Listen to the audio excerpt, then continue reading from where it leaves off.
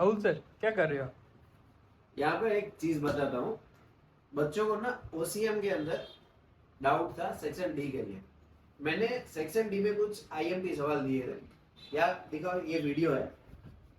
ये section D के लिए मैंने आईएमपी वीडियो दिया था कि भाई सेक्शन डी के आपके 24 आउट ऑफ 24 मार्क्स आपको मिल जाएंगे। उसके जितने भी सवाल, ये रहा बोर्ड का पेपर। यहाँ दिखाता हूँ, बोर्ड का पेपर दिखाता हूँ। पहला सवाल क्या है? Management as a profession. यहाँ पे second question, management as a profession. Second question, function function financial management के पहला ही दिया है, फंक्शन ऑफ फाइनेंशियल मैनेजमेंट।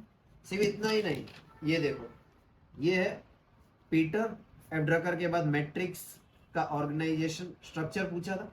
ये रहा short note on matrix organisation. एक और सवाल था planning and controlling two sides of a coin. ये रहा planning and controlling two sides of a coin. उसके बाद पूछा था फाइनेंशियल मैनेजमेंट के ऑब्जेक्टिव। तो ये रहे फाइनेंशियल मैनेजमेंट के ऑब्जेक्टिव। सिर्फ इतना ही नहीं, और ज्यादा सवाल भी नहीं दिए थे मैंने। कम से कम इतने 8 क्वेश्चन इसमें लिखने होते हैं। टोटल 12 क्वेश्चन दिए होते हैं, 12 में से 8 लिखने होते हैं। मैंने इन लोगों को 12 से 15 क्वेश्चन ही दिए थे। उस 15 क्वेश्चन में से 8 के 8 क्वेश्चन सेम निकले। सिर्फ इतना ही नहीं, देखो यहाँ एक और सवाल दिखाता हूँ। जैसे कि यहाँ उन लोगों को पूछा था कि भाई कैरेक्टरिस्टिक्स किसकी, प्राइमरी मार्केट की। तो ये रहा कैरेक्टरिस्टिक्स प्राइमरी मार्केट की। सिर्फ इतना ही नहीं, उन लोगों को एक और क्वेश्चन मैंने दिया था कि भाई एडवर्टाइजमेंट का रोल। तो ये रहा एडवर्टाइजमेंट का रोल किसमें, मार्केटिंग मैनेजमेंट में।